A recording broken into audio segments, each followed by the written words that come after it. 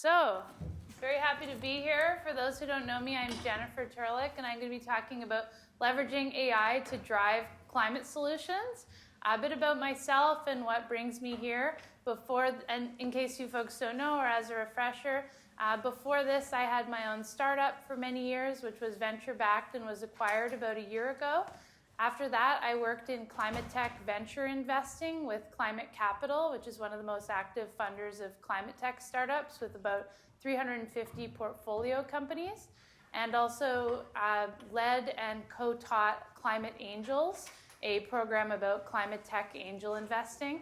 And then I've also been building AI tools for climate innovators with Tod, and now as practice leader of climate and energy AI at the Martin Trust Center for MIT Entrepreneurship. And I'm also in the mid-career Sloan Fellows Master's Program. So, what am I going to be talking about? I'm going to be talking about three things: AI and ML applications for climate change, how to make an AI or ML application for climate change, and also we're going to do a tutorial on how to do that, how to make your own AI application using a tool called StackAI, where there's no coding required. Just by show of hands, has anyone here used StackAI before? Okay, so we got a handful of people. Cool, cool. Well, hopefully this will be educational for all of us. All MIT students can get a free account. So. Exactly. And as you saw last week, we've built a suite of tools for you folks. So we have a platform MVP link at climateventures.framer.website. And we've had some really good feedback on some of the tools. I think you saw the policy tools last week, and it's been great to hear that some startups mentioned that it came to the same information as a $10,000 consultant. So that was really encouraging. And we also have an AI usage survey. We're building out these tools, and we'd love to get feedback from you folks on how they're helpful or how we could improve them or any other tools you might be looking for. And I think Todd showed this a bit, but just as a refresher, there's some other great climate and AI tools and applications, including Crane, CEVG emission reduction calculator, and there's also a great database that one of our colleagues, Daniela Gorza, has been building on AI tools for startups in an Airtable for this class. So first, let's talk about AI and ML applications for climate change. And this is actually my second time this week speaking about this, because I was on a panel at New York Climate Week about AI for climate action. So excited to be sharing this with you folks. So when I was working in climate tech venture investing, I looked at a number of solutions at the intersection of climate and AI. The role of AI in climate includes a number of different things. For example, gathering and monitoring complex data sets, strengthening decision-making, optimizing processes, supporting collaborative ecosystems, encouraging climate-positive behaviors, and then some groups have grouped them into specific areas, like Cool Earth grouped them into energy, manufacturing, agriculture, transportation, and materials, whereas G2's framework is data, algorithms, hardware, and then applications. And there's lots of different applications of generative AI as well, but a watch out, of course, is AI's impact on climate. Some example solutions of AI for climate include, satellites, weather forecasting, traffic management, energy efficiency, AI-enhanced agriculture, and so many more. Are there any that you folks have heard about? Feel free to just shout them out. Drought management, awesome. And what were they doing for that? So there was basically smart cameras that were mounted on top of traffic lights, and then they were re-optimizing what traffic times were based off of them. Awesome. Any others? Flood prediction and insurance.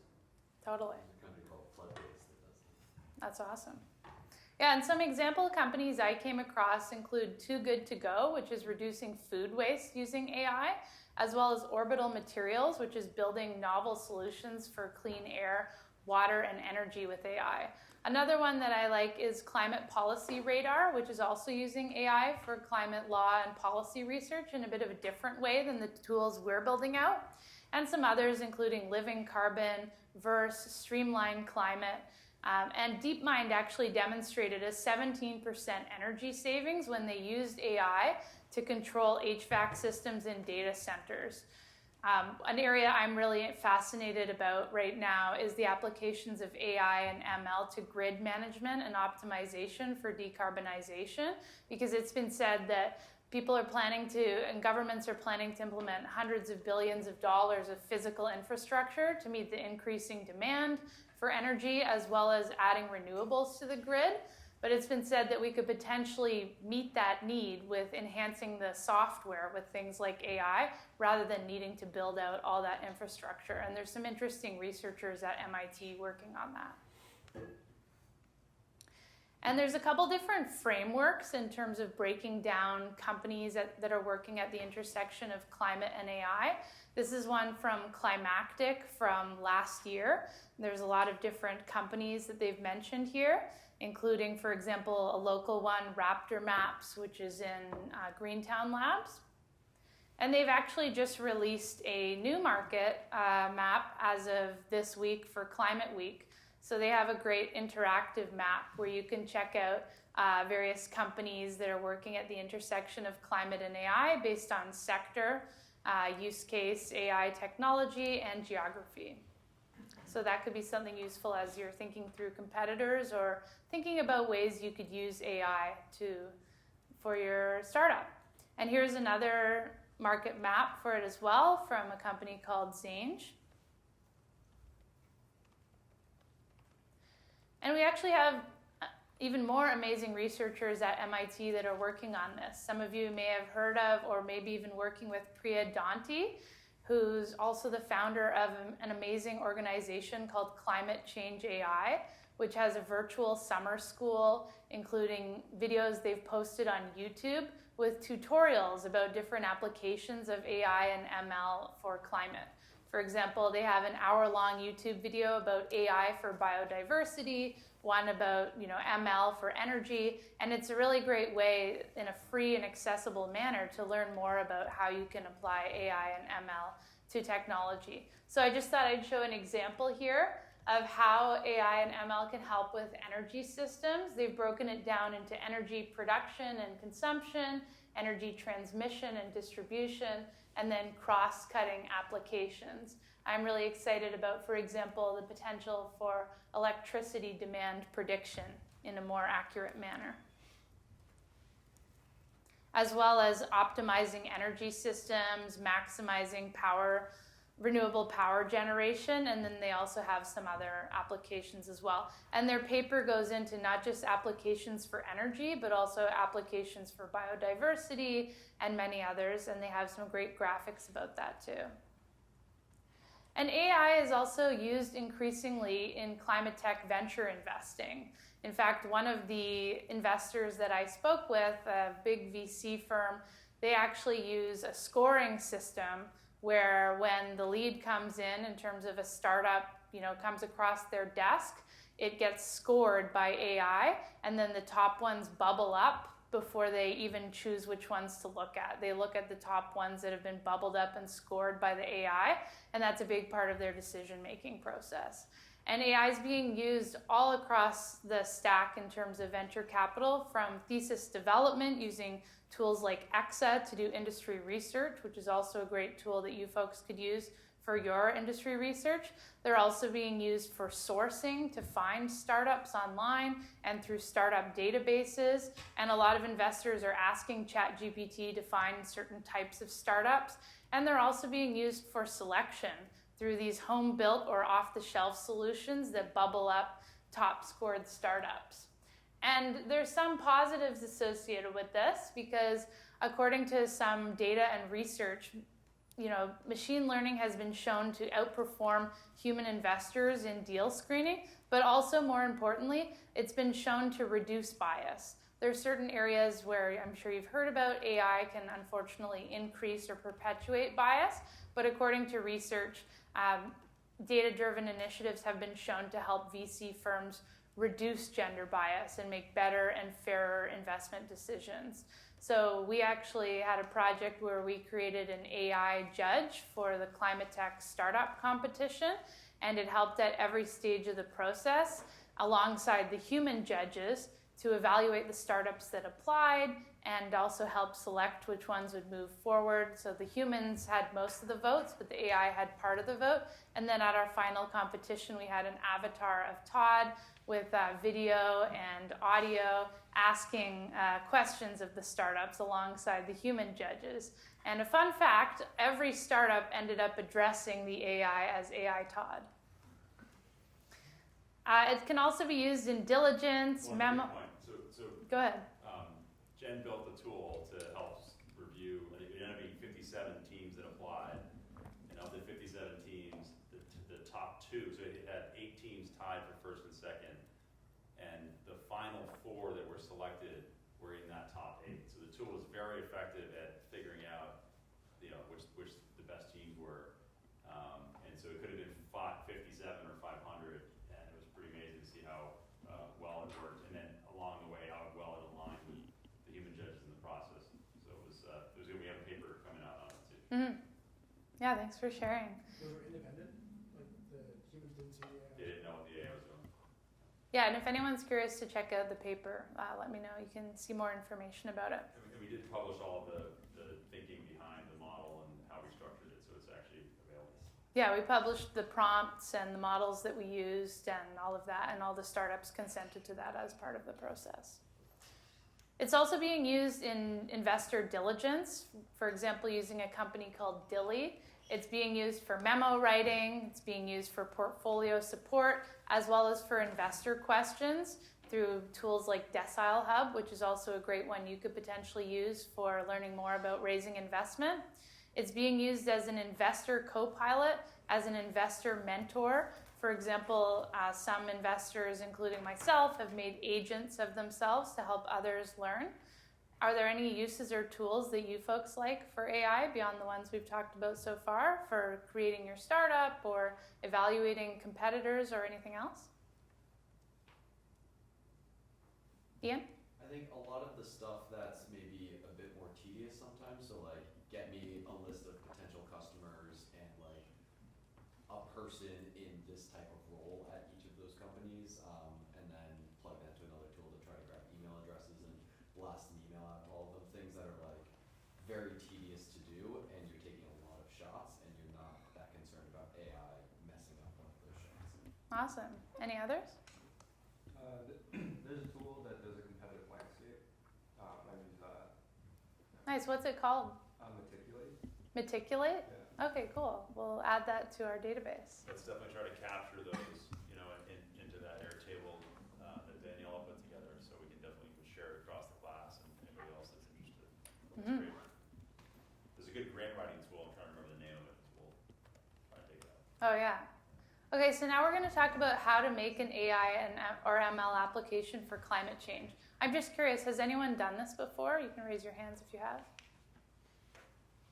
Okay, so this is a new area. Great.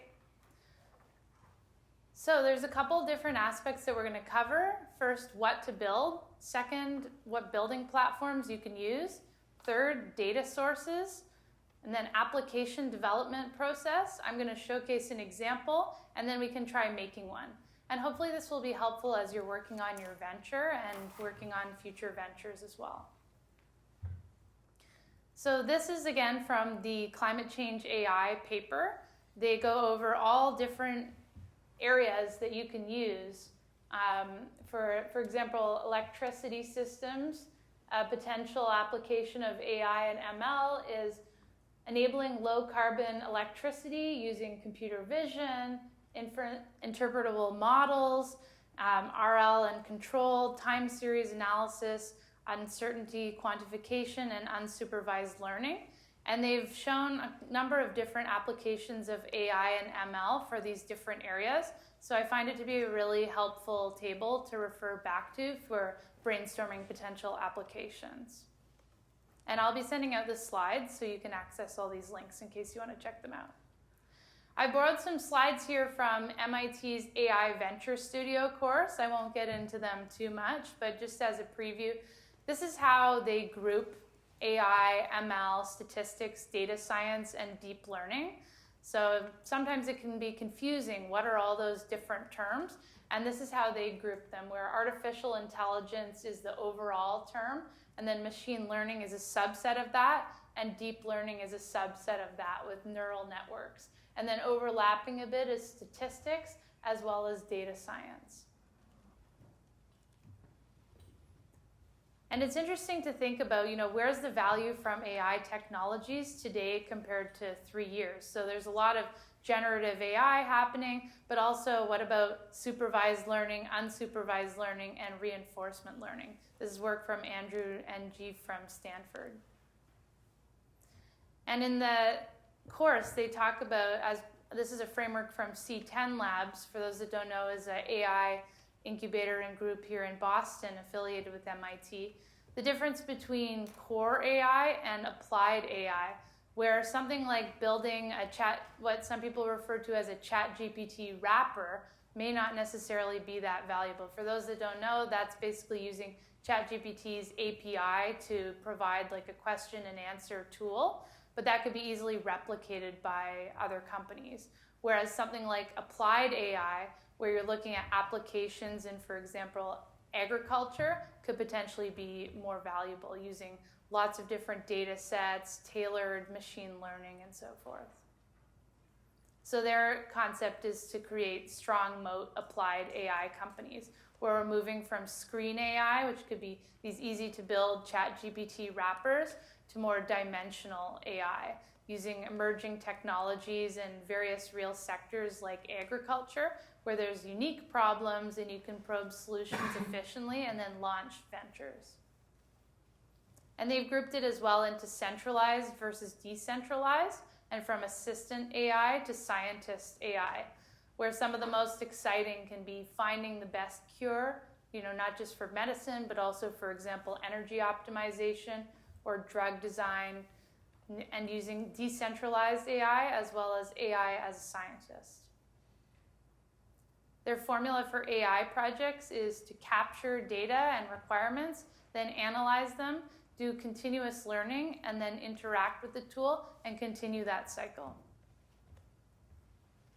This is from deeplearning.ai. They have a really neat brainstorming framework that they've made available for developing ideas for AI and ML tools. And they encourage to think about automating tasks rather than jobs. For example, call center routing or radiologists, and thinking about what are the main drivers of business value as well as the main pain points in your business. And in terms of doing due diligence on whether a project makes sense to build, they talk about the intersection of what AI can do and what's valuable for your business. So you're doing a mix of technical diligence and business diligence. And if you folks are interested in learning more about these concepts, there's a great online course by deeplearning.ai called AI for Everyone. And the technical diligence could be, can the AI system meet the desired performance? How much data is needed? And what's the engineering timeline? And then business diligence can include, will it lower costs? Will it increase revenue? And can you launch a new product or business with it? Or upgrade an existing one? And then build versus buy is another consideration. When I was working in climate tech venture investing, almost every startup for a period of time that pitched me told me they were an AI startup.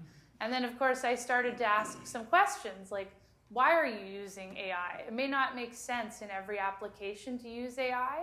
And then if it does make sense to use AI, did you build it yourselves or not? If you built it yourselves, does it make sense for you to have done that, or would it make more sense to use something existing and off the shelf? So ML projects can often be in-house or outsourced, whereas data science projects are more commonly in-house. And some of the things will be industry standard, so the prompt is to avoid building things that already exist. And here's some platforms that you can use to build tools and software at the intersection of climate and AI. StackAI is the one we're going to be covering today, but there's also Streamlit, which is an amazing platform where you can use Python to build deployable tools online. You can deploy them right within Streamlit. Claude is great as well, especially for code generation. A number of software engineers I've spoken to are using Claude to generate their code and then modifying it from there. Wand.ai is another one. Replit Agent is one that's been released recently. And then v0.dev, which is by Vercel, which allows you to create a whole website, including the language on the website, within seconds. And often there's no coding required. But if you do want to use coding, languages like Next.js, which has both front end and back end, or Python are good options. And there's other languages as well that can be used. And most people I've spoken to are using these days Claude, ChatGPT, and or GitHub Copilot to help generate code. GitHub Copilot, for those that don't know, plugs right into your GitHub and helps you generate code as you're writing that code. And then you can do pretty amazing things with somewhat simple tools like StackAI. It's a drag and drop AI builder, almost like a drag and drop website builder like Wix, but for AI. And you can even integrate APIs with it, which I'm going to showcase. Are there any other platforms that folks have heard of or used that you like? Jack? Cursor, Mm. they're really great. That's a great one. Do you want to tell us what that is? Yeah, it's an IDE that you can use whatever model to integrate with, but I found it's a lot better than GitHub Copilot in my opinion. Awesome. Any others? Todd? Custom GPT. Tell us about it. So it's actually an MIT startup. It's a very user-friendly RAG-based program. You can set up your own, RAG-based chatbot in about 30 minutes and have your own have a website up with your own chatbot for your own company on your own documents, or not trained, but using the documents you put in there pretty quickly. So Awesome. And there's a couple different open source frameworks you can look at as well. Some of those machine learning frameworks include PyTorch, TensorFlow, Hugging Face, Paddle, Scikit-learn, and R. Yeah, I have a favorite name in there too. And then there's some great research publications about these that you can find on sites like Archive. As well, there's tons of open source repositories on sites like GitHub.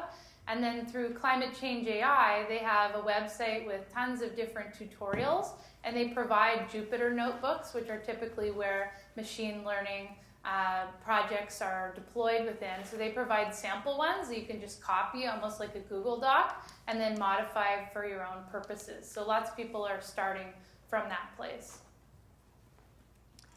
And then another aspect to think about is data sources. So there's data sets on Climate Change AI. They have some data sets on their wiki for each of the different verticals like energy, as well as the tutorials that I mentioned and their YouTube summer school. I also included a link for useful data sources for climate solutions from the Terra.do course on software and hardware stacks for climate.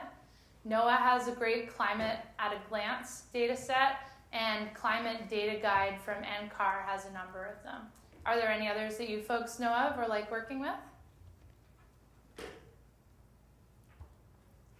All right, I also like working with data from the IPCC, the IEA, and other verified sources. And how to select a data source comes down to a couple key things. I view them in three main buckets: the quality of the information, the cost, and also the ease of integration. Hey Jen, Yes? there are some really good data sources that are in like PDF, like reports and slide decks and stuff. Is there capability of like scraping documents and things like that from like the raw data source like that? Yes, in fact there is. And if you want to do that, there's actually an MIT course that shows how to do that. They have publicly available lectures. It's at this website, I don't know how to say it, but compuxo.org. And they have as their second assignment a whole tutorial that's pretty simple to do. Like it's accessible, I would say, on how to scrape websites and also how to scrape PDFs and then turn it into something usable. And you can generate the code for that with Claude. some of the tools like Custom GPT also have features built in that make it easy to scrape websites and pull from different documents.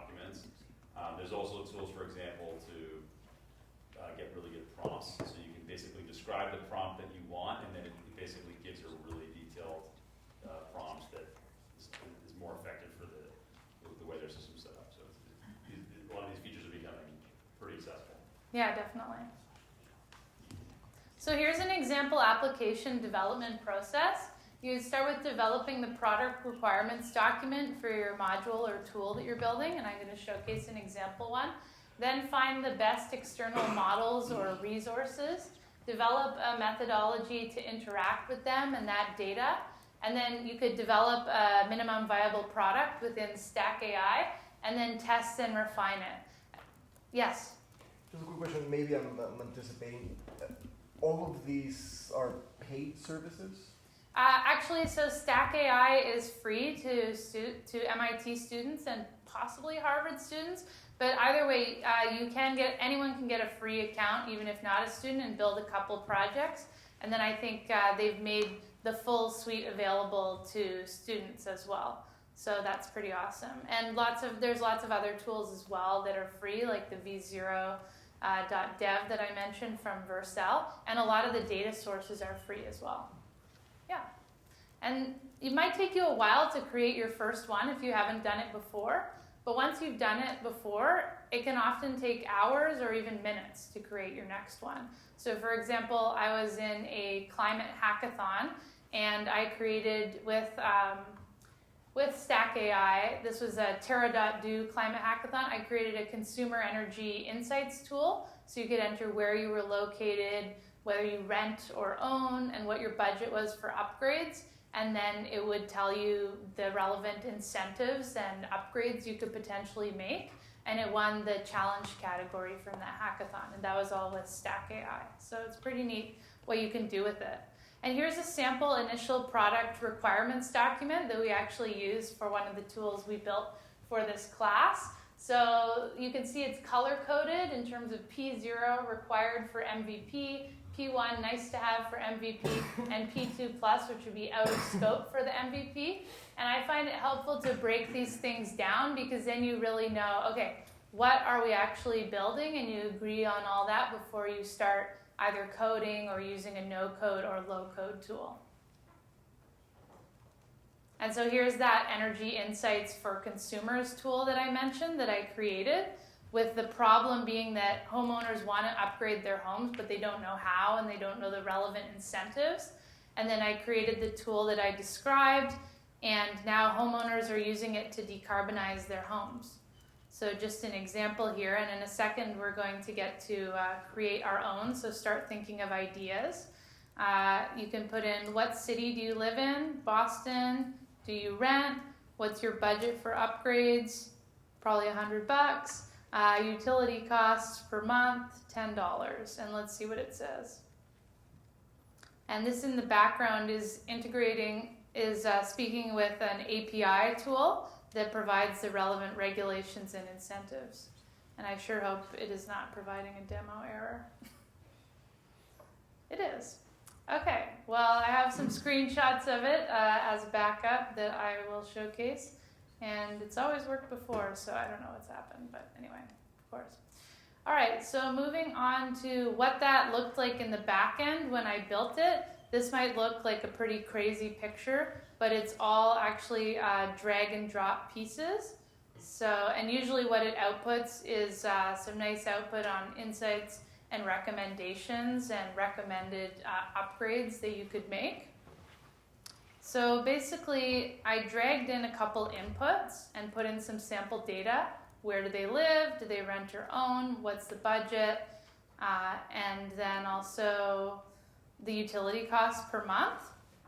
And then I dragged it and dropped it to interact with OpenAI. And this one's like a little more complicated. I'm going to show a simpler one. But I dragged it into OpenAI. I also dragged over Airtable with data sources, so I provided some sample energy usage data. And I also integrated it with an API that includes incentives. And then I chained that up with another OpenAI LLM, which could be easily swapped for something like Claude, and then it provides the output. And then the great thing about StackAI is it allows you to not just build it in here. Oh, I see, I have an Airtable error, that's why. But you can also then deploy it. And you can deploy it as a form, or you can deploy it as a chat assistant or a chat bot, or you can deploy it as a WhatsApp tool, a Slack app, an API, or voice assistant, or all of them. So it's a pretty neat way to build things. And I think you folks saw the policy tools last week, is that right? Which we're working. So. All right, so let's get into the tutorial now of making your own AI application using StackAI. And if we don't finish it all, that's fine. At least you'll have the instructions and slides on how to do it. So if you haven't already made a StackAI account, please go ahead and do so. The website is stack.ai.com, stack-ai.com.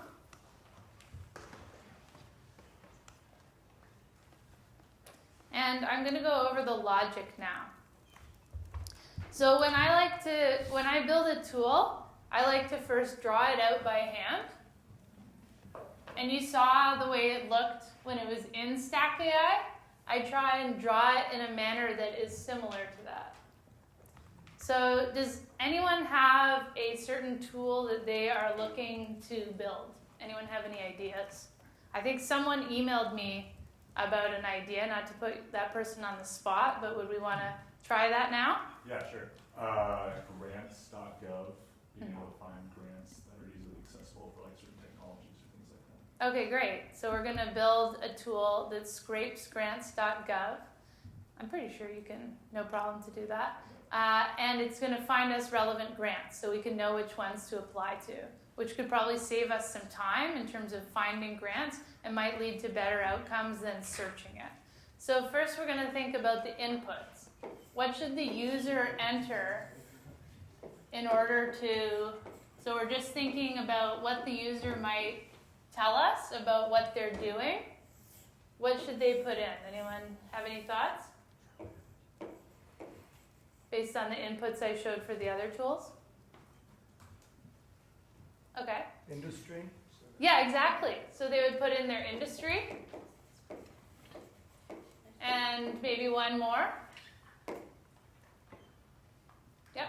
The timeline that they want to run? Sure, we could add an input for the timeline. And I also might put the geography. So where are they located in case, I'm from Canada, so I'm not sure. Does grants.gov have national grants or state-specific ones too? It goes both. Okay, that's both. So yeah, geography too. And then we can connect it to an LLM. I use OpenAI for many of them, but StackAI actually lets you switch between them very easily. So if you don't like OpenAI, you can switch to Claude, or you can test them out to see which gives you the better output. And then lastly, we're going to have the output. And what do we want the output to say? Like ideally, what do we want the user to see? Oh, just all the grants available within, like that are actively available or coming up for that particular industry timeline and geography. Okay, great. So the grants available based on the criteria that they gave through the input. So we would use the desired output that we want to formulate a prompt in this LLM. And I like to formulate my prompts for AI using AI. So you could get the prompt from Claude, you could get it from OpenAI, you could just say what you want it to do and it'll provide it for you. And then finally what we'll do is we'll chain it all up with these arrows between them, and then we'll have our tool. And you may notice this is kind of, at the moment, the way I have it is a bit of a ChatGPT wrapper, right? Like what I was referring to before. So you might be able to get the same information on ChatGPT, but there's something you can do to spice it up to make it more proprietary, which is add in some data. And in this case, you can do a number of different things. If grants.gov has an API, you could integrate with that. If we want to scrape their website, which I've done for MIT's website, to find professors with technologies that we might want to use for this class, we could also scrape. We could also have, if there's an Excel of grants, we could put it into an Airtable and communicate with that. In this case, let's try scrape. So then we would connect this as well and connect this. So now I'm just going to quickly show you how we would do that in StackAI from start to end, and then hopefully that'll give you some ideas for creating your own tool. Anyone have any questions at this point? While you're pulling that up, I'll offer any team that wants to set up a custom GPT using custom GPT. I can do a 30-minute session over Zoom and just show you how to do it, actually do it for you and show you how to do it, then you can do it on your own too if you want. But you need to know a little bit, you need to have documents to pull from, so maybe it's a little bit later in the semester. But happy to set up kind of office hours with teams to go through that. Awesome. Yeah, and I'm happy to as well. Oh yeah, question? It says upgrade for full access. Is that included in MIT or just a basic? I think full access is included with I MIT. actually don't think that if you're not affiliated with Sloan, you can get it. Oh, my apologies. We'll try it. It's only Sloan. I was trying to get it in what my quick navigating told Oh, I thought it was me all that- MIT. I'm in Sloan, when I try to create a new one, it just throws an error. If you reload it once it works, it says I'm part of the Sloan organization. Okay, well the good, So Do you ever make one? one issue with StackAI, I don't know why, sometimes you gotta refresh. yeah, So I'm just getting like this. yeah. Okay, so thank you for surfacing that. The good news is there's a free plan for anyone that has 2 projects, okay? So when I didn't have access to a paid account, I was using 1 or perhaps more free accounts, and I was able to delete projects, add new projects as I went. So for those that don't have access, we'll see if we can get you further access, but at least you got the 2 projects. All right. So we're going to start by going new project, and feel free to follow along if you want. And I'm going to go with the new project template, which is a blank one. And you can see here it starts you with an input and an output, okay? So first I'm going to drag in an LLM. Let's try OpenAI. You can see I just click and drag it in. And then I'm going to add in my other inputs as well. So we had 3 inputs: industry, timeline, geography. So we're going to go climate tech, timeline 1 year,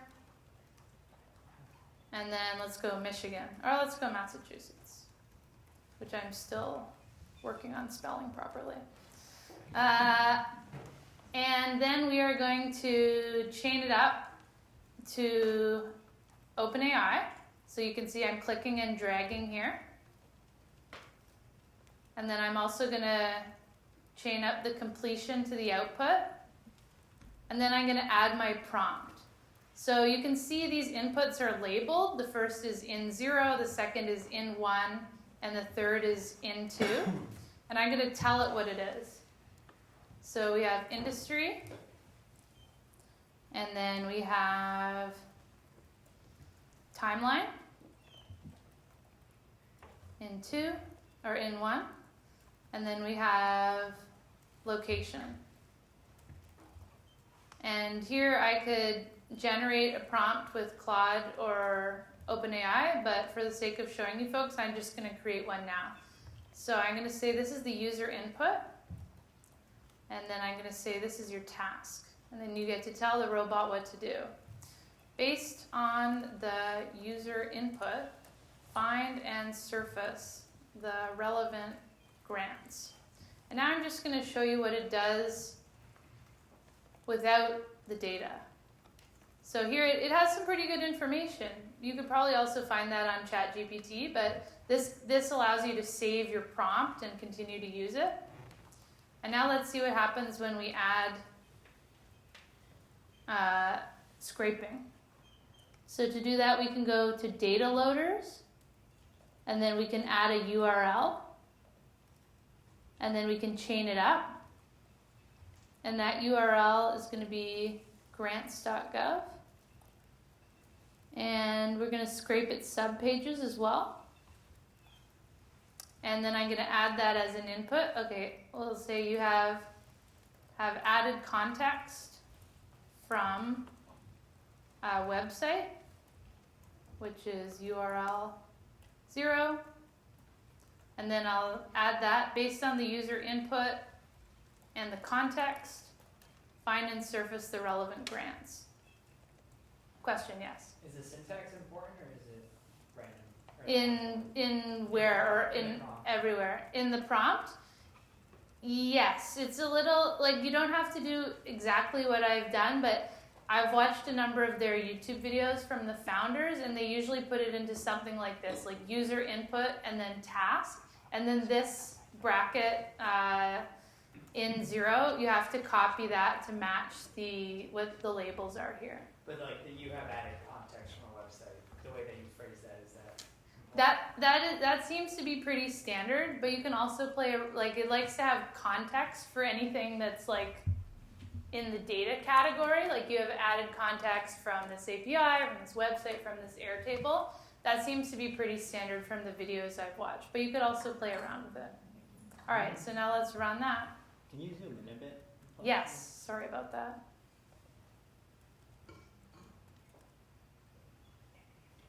All right, so now it's a matter of prompt engineering, because you can see it's not giving me what I want, right? It's instead telling me the instructions for what to do.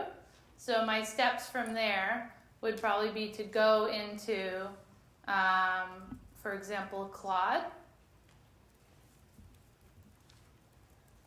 improve this prompt for a StackAI project from the grants.gov website. So now it's going to give me a new prompt, which I will then put into the LLM. I thought prompt engineering was going to be a whole new profession. Yeah, remember, like, it was like $300,000 for prompt engineering, and then everyone became a prompt engineer, and I don't know if they still are or not, but yeah. So now let's see if that gave me, here we go. So you can see it's now given me, is this zoomed in enough for everyone? It's now given me the relevant grants. So we've got climate resilience and adaptation by December 15th for up to 500,000. It's giving me the grant ID. I can also adjust the prompt so that it gives me a URL for each of these grants, so I can easily access it. And now if I want to export it, I'm going to name it something, Grant Finder, and then I'm going to name my inputs. So remembering what we had them, input 0 was industry, input 2 was timeline, input 3 was geography, and then we don't need to show the URL, and then relevant grants.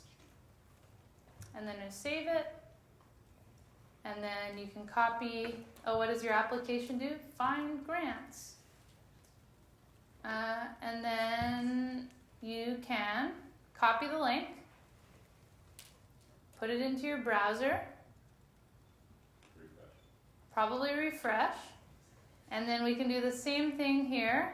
Or let's do Massachusetts. Let's see if I get it this time. Timeline, 1 year, industry, climate tech. And here we can, I always like to do this step to double check if it's taken it from the internal view to the external view. And it appears that StackAI might be having a bug based on the fact that both my tools did not work in terms of output. So sometimes that happens, and that's part of choosing what tool you're gonna work with in terms of what's the uptime for it. StackAI so far has been great.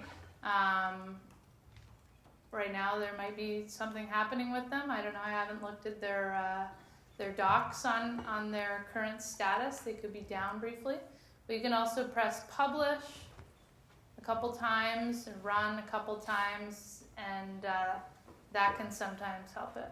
Yes, question? What was that red bubble next to one of those inputs?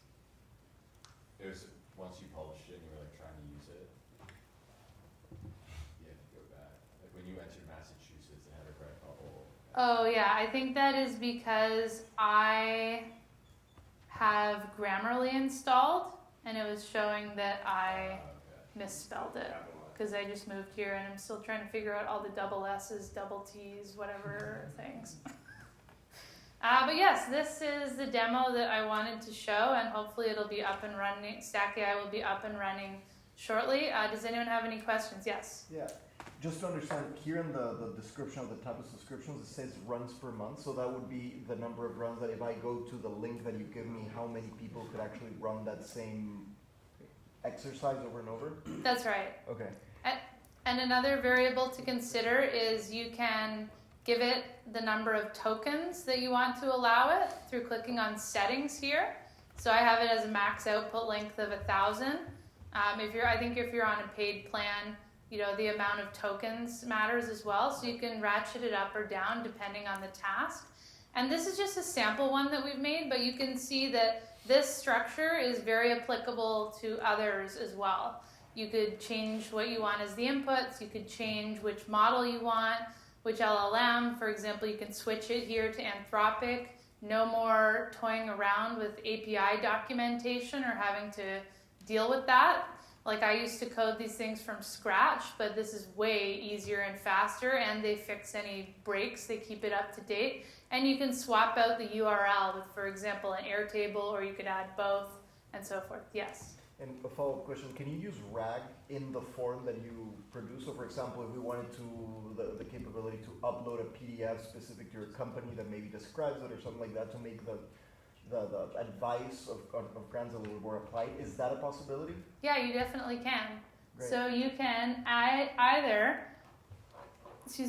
your own document where you upload it here on the back end, and then that's the document that all users end up, like the tool accesses that document for all users, and you would just wire it up, and you would upload it here and then wire it up, put it as part of the context.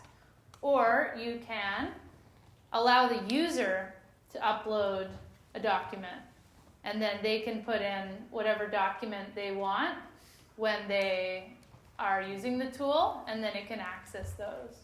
Yes? Can you do the same for a file structure, like search this whole file structure for this information pulling from every document in the file structure? I think so. I mean, it depends. I think it depends how big the file structure is, but I think it connects into Google Drive, it connects to Notion, and you can also upload like a fair number of PDFs, so it's not just accessing one. Yeah. Any other So questions? you can do that with Copilot in a Microsoft environment. You can also download something called GPT for All, and you can download LLMs to your machine that are like Llama and stuff. That's you can do it for free, and then you can search any documents that are in your folders on your machine. So there's definitely ways of doing it. And that's both of those are free. Yeah. Yes. I was going to say, is there an equivalent for StackAI to do like local, like if you use like a local Llama implementation for that sort of like building the inputs and outputs? I'm not aware of a drag and drop one, but I could be missing something. And if there's not already one, maybe there will be soon. And so this is just a basic, so just to wrap up, this was a basic introduction of StackAI. If you have any questions, feel free to ask me after. There's lots of great YouTube tutorials online for StackAI, and sometimes MIT has sessions and webinars on StackAI. It's built by an MIT alum. And so just to summarize the sample steps in creating your project, it could be what is your goal or objective. So to use a simple idea, a vacation itinerary generator. And then you decide on your inputs, like in that case, your vacation location, number of days, and budget. Your desired output, for example, itinerary in a table format. Then decide on the LLM or AI model to use, like Anthropic, OpenAI, Perplexity, or plan to test several or use several. That's also an option. Write your prompt, for example, using the inputs, make a vacation itinerary, wire it all up, and then decide on your desired publishing format, like a form, and publish it. And yeah, we had the chance to try it. Feel free to try it at home or after this. And any last questions? No? Okay, well, thanks so much, folks, and let's make something awesome together. Woo.